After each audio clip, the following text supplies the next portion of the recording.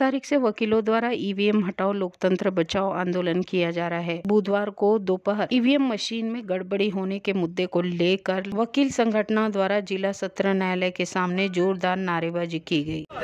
जय भारत जय संविधान। मी ॲडव्होकेट स्मिता कांबळे, मराठीतच ना। आणि आम्ही सर्व वकील वर्ग गेले 15 दिवसापासून हे आंदोलन चालवत आहोत, कारण आता खऱ्या अर्थाने देश वाचवण्याची वेळ आलेली आहे। लोकतंत्र खतरेमध्ये हे आहे हे आता सिद्ध झालेलं आहे ते ईव्हीएममुळे। ही जी सरकारे आहे, सरकार कुणाचे असो, जी भारतातली जनता आहे ते वोट करते विकासासाठी, रोजगारासाठी, शिक्षणासाठी, आणि त्या वोटची जर चोरी होत असेल ईव्हीएमच्या माध्यमातून, ईव्हीएममध्ये गडबडी करून, तर हे फंडामेंटल राईट्सचं व्हायोलेशन आहे आणि फंडामेंटल राईट्सचं ते आम्ही व्हायोलेशन होऊ देणार नाही। जर्मनीसारख्या देशांनी ईव्हीएम सर्वात आधी बनवली।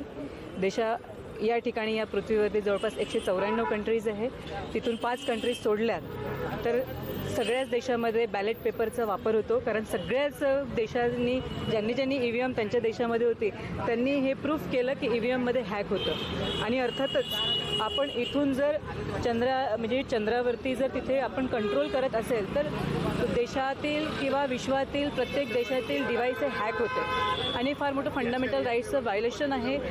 त्याच्यामुळे जर ही जी रुलिंग पार्टी आहे ही ईव्हीएममुळे जर सत्तेमध्ये आली असेल, मग ते BJP असो, काँग्रेस असो, आप असो, आणि ईव्हीएमच्या माध्यमातून म्हणजे जर लोकप्रिय नसेल ही सरकार, आणि त्याच्यामुळे हा देश वाचवण्यासाठी, लोकतंत्र वाचविण्यासाठी आम्हाला खऱ्या अर्थाने इथून ईव्हीएम बॅन होणं आवश्यक आहे। आता तुम्हाला माहिती आहे की केवळ नागपूरलाच नाही, दिल्लीलाच नाही, तर वेगवेगळ्या राज्यामध्ये देखील ईव्हीएम बॅनच्या संदर्भामध्ये आंदोलन तीव्र होत आहे।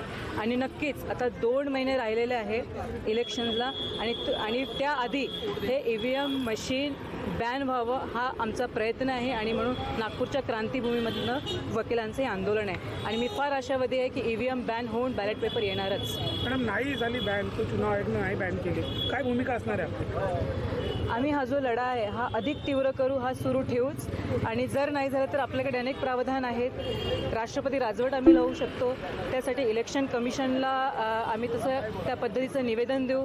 परंतु ठिकठिकाणी जनाक्रोश होत असताना देशातील प्रजा रस्त्यावरती आली। 80% प्रजा ही ईव्हीएमच्या विरोधात आहे, आणि ईव्हीएम देशामध्ये यावं ही भारतीय प्रजेची कधीच मागणी नव्हती, ती इलेक्शन कमिशनची मागणी होती। आणि इलेक्शन कमिशन ही काही सरकारी बॉडी नाही आहे, तिने न्यूट्रलपणे निर्णय द्यायला हवा, पण तरीसुद्धा इलेक्शन कमिशन या प्रजेच्या याच्यामध्ये ते डिसिजन घेत नाही आहे, निर्णय घेत नाही आहे। ह्याच्यामुळे तमाम भारतीय जनतेचं असं मत आहे, म्हणजे शंकेच्या घेऱ्यामध्ये इलेक्शन कमिशन देखील आलेलं आहे। आणि जर ईव्हीएम बॅन होत नसेल तर राष्ट्रपती राजवट आपल्याकडे एक पर्याय आहे। सोबतच ईव्हीएम जेव्हा आलं तेव्हा 61A ॲक्टनुसार तो ॲक्ट बनवण्यात आला, तो ॲक्ट देखील कसा डिलीट होईल हे आम्ही ॲडव्होकेट्सच्या वतीने प्रयत्न करू। पण मला असं वाटते की इलेक्शनला अजून 2 महिने वेळ आहे, आणि ज्या पद्धतीने प्रजेचा आक्रोश आहे हा आक्रोश गृहीत धरता ईव्हीएम संदर्भात भूमिका घेणं हे त्यांची आवड नसून त्याला येथील भारतीय जनता निश्चितच प्रवृत्त करेल असं मला वाटतं।